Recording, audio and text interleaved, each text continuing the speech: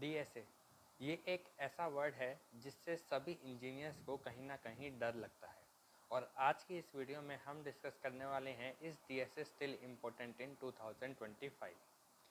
मैं आयुष जैन आपका स्वागत करता हूं मेरे चैनल डेव जर्नी पर। चलिए इस वीडियो को स्टार्ट करते हैं। हमारे लिए सबसे पहले ये समझना ज़रूरी है डीएसए आखिर होता क्या है। DSA stands for data structures and algorithms. Data structures basically हमारे डेटा को स्टोर करने के लिए कुछ स्ट्रक्चर्स होते हैं जिनके थ्रू हम डेटा को एफिशिएंटली स्टोर कर सकते हैं, उसमें से इजी रिट्रीवल कर सकते हैं, उसमें से इजी ट्रैवर्सिंग कर सकते हैं और डेटा का मॉडिफिकेशन भी हम इजीली कर सकते हैं डेटा स्ट्रक्चर्स के थ्रू।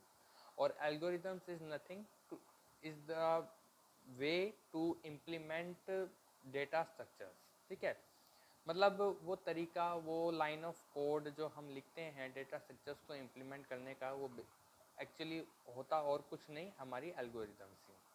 ठीक है, जो डीएसए है वो एक ऐसा सब्जेक्ट है, जब हम इंजीनियरिंग कॉलेजेस में जाते हैं तो हमें फर्स्ट ईयर या सेकेंड ईयर में दिखना स्टार्ट हो जाता है। मोस्ट प्रोबेबली फर्स्ट ईयर में हमें डीएसए दिखना स्टार्ट हो जाता है और हमें यही कहा जाता है कि जब हम आगे अपनी इंजीनियरिंग कंप्लीट करने के बाद जब हम किसी कंपनी में जॉब करने जाएंगे तो वहाँ पे हमें डीएसए का यूज़ होगा। ठीक है, तो हमें यही सिखाया जाता है कॉलेजेस में कि डीएसए और डेवलपमेंट दोनों की ही सेम इम्पोर्टेंस है जब हम किसी कंपनी में जॉब करने के लिए जाते हैं। ठीक है, पर I have found lot of people saying कि वो उनके पास 4-5 साल का एक्सपीरियंस है और उन्होंने काफ़ी सारी कंपनीज में काम भी किया है, पर still they haven't work with DSA yet, या फिर उन्होंने अभी तक डीएसए पढ़ा भी नहीं है। ठीक है, एक चीज़ होती है कि कॉलेज के अकॉर्डिंग डीएसए थोड़ा बहुत कर लेना और एक चीज़ होती है डीप कॉन्सेप्ट में जाकर डीएसए की जो इजी से लेकर हार्ड तक जितनी भी प्रॉब्लम्स हैं उन सब की प्रैक्टिस करना। ठीक है, तो बहुत सारे लोग ऐसे मिलते हैं जो कहते हैं कि हमने या तो डीएसए में अभी तक वर्क ही नहीं किया है या फिर हमने डीएसए को इतना डीपली अभी तक पढ़ा ही नहीं है। ठीक है, तो आमतौर पे जितने भी नॉन टैक्स वाले होते हैं तो वो डायरेक्टली डेवलपमेंट में ही घुसते हैं, तो वो डेवलपमेंट से ही अपना करियर स्टार्ट करते हैं आईटी का। और इवन कंपनीज में भी डेवलपमेंट के थ्रू ही वो जाते हैं। इवन जब वो 2 या 3 कंपनीज में काम कर चुके होते हैं, जब उन्हें लगता है कि हाँ अब डीएसए सीख लेना चाहिए, तब वो जाके कहीं ना कहीं डीएसए को सीखते हैं। पर डीएसए को इतनी इम्पोर्टेंस क्यों दी जाती है जब डीएसए का इतना यूज़ होता ही नहीं है? तो इसका सिंपल सा फंडा इतना सा है कि एक तरफ होती हैं हमारी टॉप कंपनीज, टॉप एमएनसीज जैसे गूगल, माइक्रोसॉफ्ट, फेसबुक, अमेज़ोन, जो डीएसए पे बेस्ड रहती हैं, और एक तरफ होती हैं हमारी छोटी कंपनीज, स्टार्टअप्स हो गए या सर्विस बेस्ड कंपनीज हो गई, जो डीएसए पर इतना फोकस नहीं करती हैं। ठीक है, इसका सिंपल सा कारण ये है कि जितनी भी हमारी टॉप एमएनसीज होती हैं, इन सब का जो प्रोजेक्ट्स होते हैं, जो इनका कोड बेस होता है, वो इतना कॉम्प्लेक्स होता है कि इन्हें डेटा स्ट्रक्चर्स को इम्प्लीमेंट करना पड़ता है, उसमें उस सारे कोड बेस को कंट्रोल करने में, सारे डेटा को कंट्रोल और मैनेज करने में। और दूसरी तरफ आती हैं हमारी स्टार्टअप्स हो गई, सर्विस बेस्ड कंपनीज हो गई, या इवन प्रोडक्ट बेस्ड कंपनीज भी डीएसए पे इतना फोकस नहीं करती है, क्योंकि इनके जो प्रोजेक्ट्स होते हैं या इनका जो कोड बेस होता है वो इतना कॉम्प्लेक्स नहीं होता। ये बिना डेटा स्ट्रक्चर्स के भी अपना डेटा अपनी वेबसाइट में या अपने प्रोजेक्ट्स में जो है, ऐप्स में जो है, ईजिली मैनेज कर सकते हैं। ठीक है, तो सिंपल सी बात यही है कि अगर आपका टारगेट है, अगर आपका फर्स्ट ईयर में यूजुअली सबका टारगेट एमएनसीज ही रहती हैं, वो धीरे धीरे जैसे हम आगे बढ़ते हैं तो हमारी नॉलेज बढ़ती है और उस हिसाब से हमें पता लगता है कि हम एमएनसीज में कितना जा सकते हैं और कितना नहीं जा सकते हैं। तो फर्स्ट ईयर में अगर मैं ना कहूँ, अगर आपका फाइनल ईयर तक भी टारगेट अगर एमएनसीज का ही रहता है, या सेकंड थर्ड ईयर तक भी अगर आप एमएनसीज में जाने का टारगेट रखते हो, तो डीएसए आपके लिए बहुत ज़्यादा इम्पोर्टेंट है। क्यों? क्योंकि कई बार एमएनसीज जब हायरिंग करती हैं तो इंटरव्यूज़ में कई बार सिर्फ डीएसए ही पूछा जाता है। और कुछ पूछा ही नहीं जाता। इवन डेवलपमेंट, अगर आपके कॉलेज में इन कंपनीज आती हैं और जो है हायरिंग आपकी कॉलेज में होती है, तो आपने देखा होगा यूजुअली काफ़ी कंपनीज जो हैं डेवलपमेंट की जगह डीएसए पे ही फोकस करती हैं। आपको इंटरव्यूज़ में 2 या 3 क्वेश्चंस डीएसए के दिए जाते हैं और आपको गिवन टाइम पीरियड में उसको सॉल्व करना होता है, ठीक है। तो एमएनसीज के लिए डीएसए बहुत ज़्यादा ज़रूरी है। और वहीं पे अगर आप इतना ऊपर नहीं जाना चाहते हो, अगर आप चाहते हो कि मैं स्टार्टअप सर्विस बेस्ड या छोटी प्रोडक्ट बेस्ड जो कंपनीज़ हैं उनसे काम चला सकते हो आप, तो आप अपने डेवलपमेंट पे फोकस कर सकते हो। क्योंकि बेसिकली ये जो कंपनीज़ होती हैं, छोटी कंपनीज़, ये डेवलपमेंट के थ्रू ही हायर करती हैं, इसलिए डीएसए इतना इम्पोर्टेंट इन कंपनीज़ में रहता नहीं है, ठीक है। अगर डीएसए के रोड मैप की बात करें तो डीएसए का रोड मैप इतना ज़्यादा कॉम्प्लेक्स नहीं होता, सिंपल सा होता है। हमें सबसे पहले एक प्रोग्रामिंग लैंग्वेज सेलेक्ट करनी होती है। यूजुअली हमारे पास चॉइसेस में 3 ही होती हैं, C++, जावा और पाइथन, ठीक है।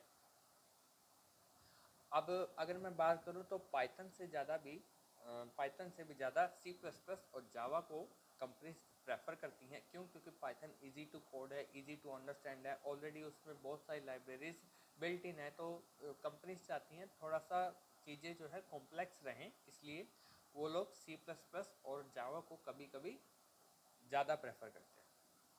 ऐसा नहीं है कि पाइथन को बिल्कुल प्रेफर नहीं किया जाता, पाइथन भी प्रेफर की जाती है, क्योंकि पाइथन भी आज के समय में बहुत ज़्यादा पॉपुलर लैंग्वेज है, इसलिए उसको भी प्रेफर किया जाता है, ठीक है।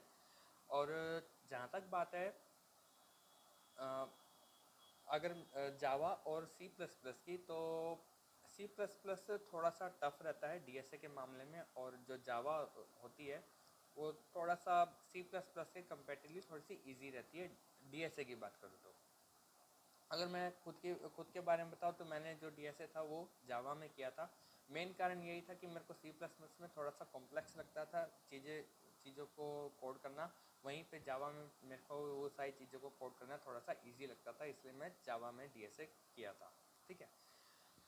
अब जब हम कोई भी प्रोग्रामिंग लैंग्वेज करते हैं और जब डीएसए की तरफ बढ़ते हैं, तो डीएसए की तरफ जाने से पहले हमें उस प्रोग्रामिंग लैंग्वेज के जितने भी कोर कंसेप्ट, बेसिक कंसेप्ट होते हैं, उन सबको समझना बहुत ज़्यादा ज़रूरी हो जाता है। क्यों? क्योंकि जब हम डीएसए में जाते हैं तो वही सारे कोर कंसेप्ट हमारे डीएसए में लग रहे होते हैं। जैसे अगर मैं एरे की बात करूँ या स्ट्रिंग की बात करूँ, तो बहुत सारे ऐसे फंक्शंस होते हैं ऑलरेडी जो हमारी प्रोग्रामिंग लैंग्वेजेस में होते हैं, जैसे स्ट्रिंग के फंक्शंस हो गए या एरे के फंक्शंस हो गए।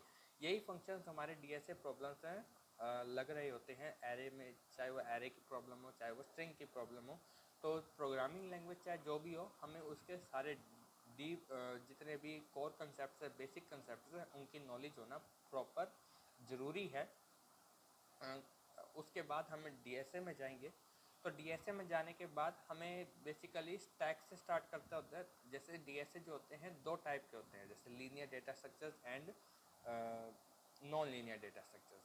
अभी जो लीनियर और नॉन लीनियर डेटा स्ट्रक्चर्स होते हैं, इनमें फर्दर आगे टाइप आते हैं। जैसे लीनियर में स्टैक, क्यू हो गया, ठीक है, एरे हो गया, लिंक लिस्ट हो गया। वहीं पे जो नॉन लीनियर होता है उसमें ग्राफ आ जाते हैं, हमारे ट्रीज आ जाते हैं, ठीक है, हैशिंग का कंसेप्ट सारा आ जाता है, ठीक है।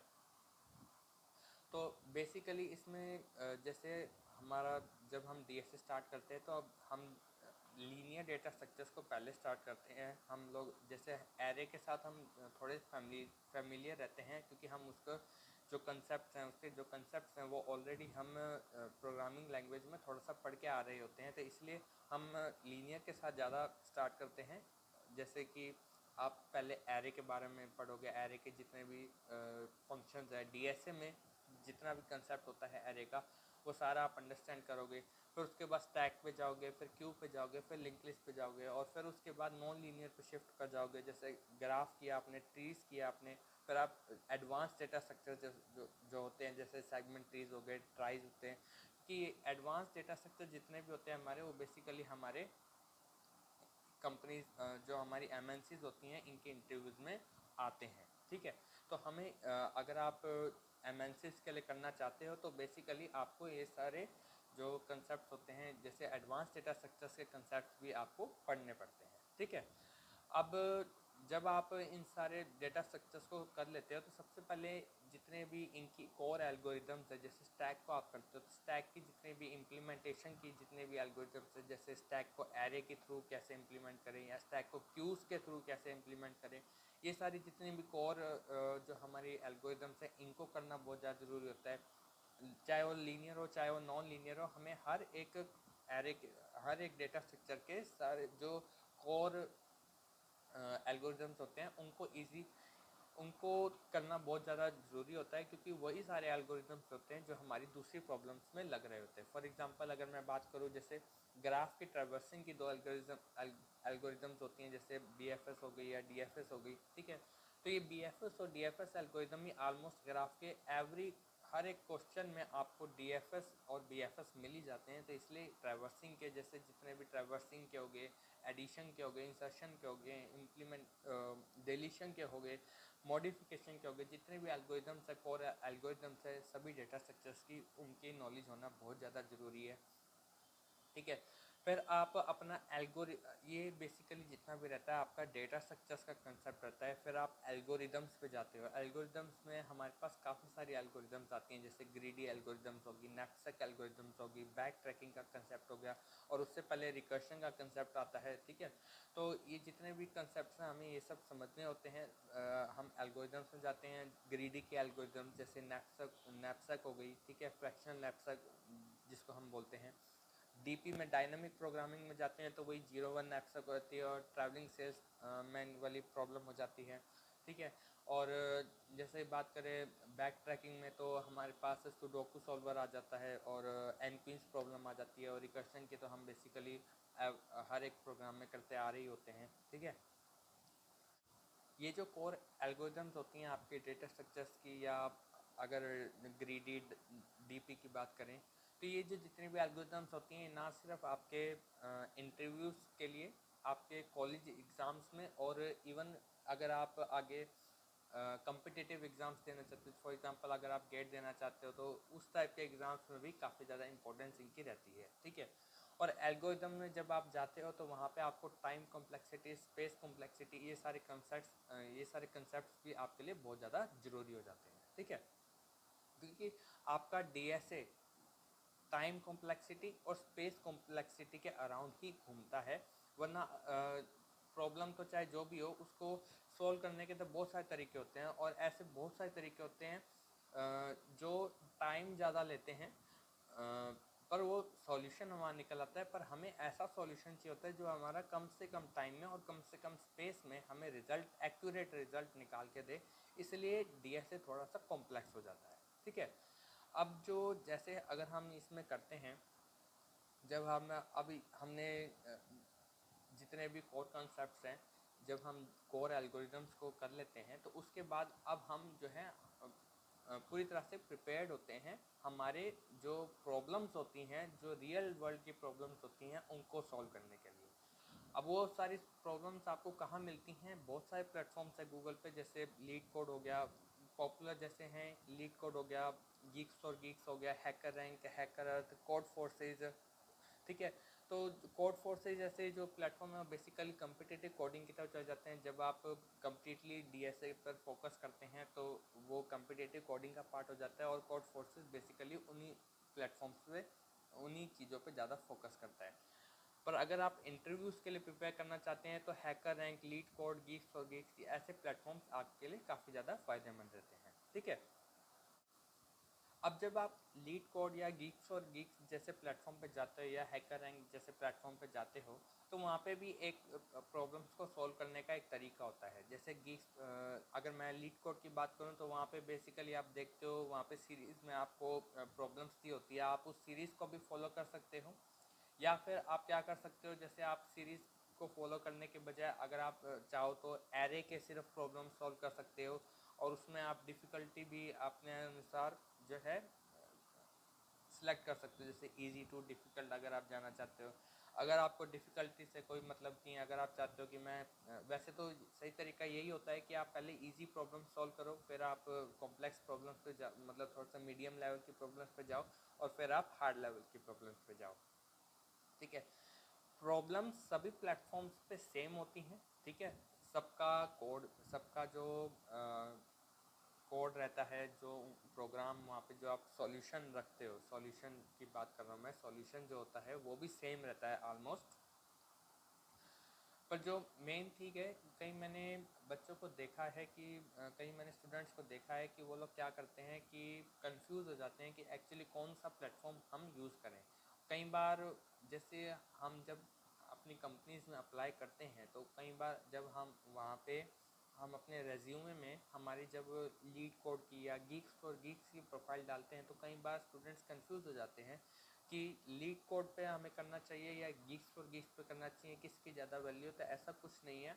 अगर आप दिखाओ गीक्स फॉर गीक्स पे मैंने इतने प्रॉब्लम सॉल्व किए हैं, अगर आप कहो कि मैं 300 प्रॉब्लम सॉल्व किए हैं, 400 प्रॉब्लम सॉल्व किए हैं, ठीक है, तो उसकी भी उतनी वैल्यू होगी जितनी आपकी लीड कोड के प्रॉब्लम। अगर आप लीड कोड पे सॉल्व करोगे तो उसकी भी उतनी ही वैल्यू होगी। ठीक है। आपको एक प्लेटफॉर्म सेलेक्ट कर लेना है और उसी पे फोकस करना है ताकि आप उस पर्टिकुलर एक प्रोफाइल को अपने रेज्यूमे में डाल सको। कई बार हम आधे प्रॉब्लम्स लीड कोड पे सॉल्व करते हैं, आधे गीस फॉर गीस पे सॉल्व करते हैं, तो वो हमारी एक प्रोफाइल ना दिखाने के बजाय हमें दो दो प्रोफाइलों को दिखाना पड़ता है, दो दो प्रोफाइल्स दिखानी पड़ती हैं, जो दिक्कत हो जाती है कई बार हमारे रेज्यूमे में। ठीक है, तो काफ़ी थोड़ा सा स्पेस कम होता है रेज्यूमे में, तो वो थोड़ा सा ज़्यादा कंज्यूम हो जाता है अगर हम दोनों प्रोफाइल्स अगर वहाँ पे दिखाते हैं। ठीक है, तो स्टार्टिंग से यही रहना चाहिए कि आप एक जो आपका प्लेटफॉर्म है उसी के साथ चलिए और उसी पे प्रॉब्लम सॉल्व करते रहिए। ठीक।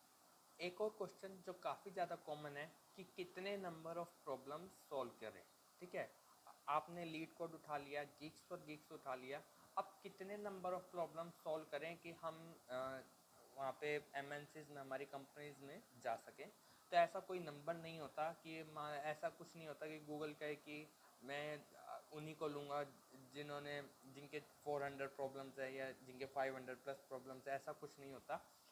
आपके नंबर वहाँ पे, प्रॉब्लम्स का नंबर मैटर नहीं करता, जो प्रॉब्लम्स आपने सॉल्व करी है वो प्रॉब्लम्स मैटर करती है कि आपने कौन सी प्रॉब्लम सॉल्व करी है। हार्ड वाली ज़्यादा करी है, मीडियम वाली ज़्यादा करी है, ईजी वाली पे ज़्यादा फोकस था आपका। Next is tips and tricks for solving DSA problems. ठीक है, जब आप डीएसए प्रॉब्लम सॉल्व करना स्टार्ट करते हैं, ठीक है, आप ऐसा नहीं है कि आप पहली प्रॉब्लम आपने उठाई और उसको आप अपने खुद से सॉल्व कर देंगे। ठीक है, आपको मुश्किलें आएंगी। ठीक है,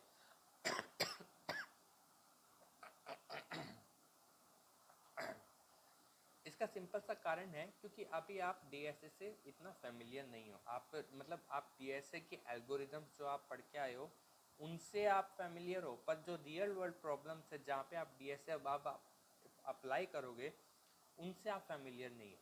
ठीक है, इसलिए आपको घबराना नहीं है।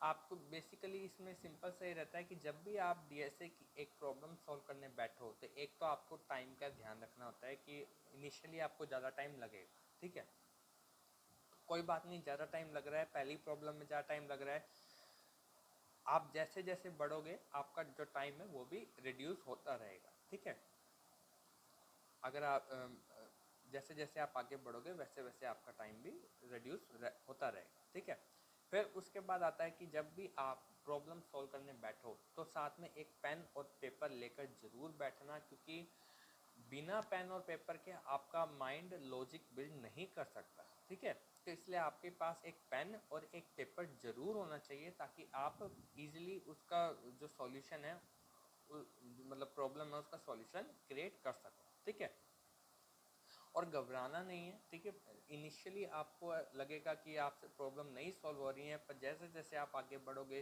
क्योंकि इनिशियली आपको ऐसा लगेगा कि अगर आपको सॉल्यूशन देखकर प्रॉब्लम सॉल्व करनी पड़ रही है, ठीक है, वो चीज़ सही नहीं है। ठीक है, अगर आप हर एक क्वेश्चन में से करते चलो कि आप सॉल्यूशन देखो और फिर प्रॉब्लम सॉल्व कर रहे हो, तो वो चीज़ सही नहीं है। पहले से आप खुद ट्राई करो, अगर आपसे होती है तो आप खुद मतलब आप ट्राई करो। ठीक है, और अगर आपसे नहीं हो पा रही है, ठीक है, तो आप सॉल्यूशन पे जाइए और फिर उस सॉल्यूशन को आप उस सॉल्यूशन को समझिए और उस सॉल्यूशन से आप प्रॉब्लम सॉल्व करिए। ठीक है, एक बार नहीं होगा, दो बार नहीं होगा, आपको एक टाइम पे रिजल्ट देखने को मिलेगा। आप जैसे जैसे आगे प्रॉब्लम्स में जाओगे, आपका लॉजिक बिल्डिंग की जो एबिलिटी है वो आपकी इम्प्रूव होती रहेगी और आपको जो है इम्प्रूवमेंट दिखेगी। ठीक है, तो यही थी कुछ चीज़ें जो डीएसए के बारे में जाननी ज़रूरी होती हैं।